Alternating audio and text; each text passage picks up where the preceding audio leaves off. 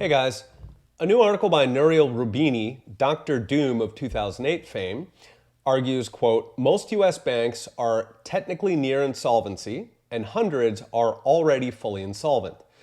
Of course, thanks to fractional reserve, I prefer the term fictional reserve, all banks in the US, essentially all banks in the world, are technically bankrupt all the time. Their immediate liabilities exceed their immediate assets because they pretend imaginary dollars are sitting waiting for grandma when those dollars are actually out roaming the streets. By the way, I've got more on fractional reserve on the Substack at the end of the video. So back to Dr. Doom. Thing is, he's not even talking about fictional reserve. He's talking about actual insolvency, as in even with the exorbitant privilege of fictional reserve, most banks, according to Roubini, are bankrupt. To see why, the banking system has about $2.2 trillion in equity. Equity is the difference between a bank's assets and what it owes, primarily deposits. Set against this buffer, the FDIC estimates that banks have at least $620 billion in unrealized losses.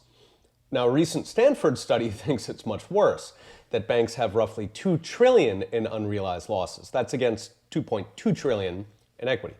That means banks are right on the edge, waiting for a light drizzle to collapse. By the way, an unrealized loss means you lost the money, but you don't have to admit it yet, not unless you sell. Think of it like you drained the college fund and bought 1,000 shares of GameStop for 60 bucks. Now it's 20 bucks, so you lost 40,000. But your wife doesn't know. She doesn't know unless you sell it and return the shriveled proceeds to the college fund. The problem comes if people start pulling money out of those banks. At that point, the banks have to sell to cover the withdrawals. They have to tell the wife. Well, they have to tell the FDIC about the GameStop lark. And that's exactly what's happening now. On top of over $120 billion flooding from small banks to large banks because of FDIC's mixed messages, Nick Bhatia has been tracking the outflows from the banking system as a whole. In the last month, about $300 billion came out of the banks. Where's all that money going? Some could be going to coffee cans and home safes, but overwhelmingly it's going to money market funds, which are a non-bank way to park cash that currently pays over 4%. By the way, if you're familiar with a stable coin, money market funds are basically stable coins. Credit to Ovik Roy for that insight. Now, all those outflows shrink the money supply fast. They're deflationary.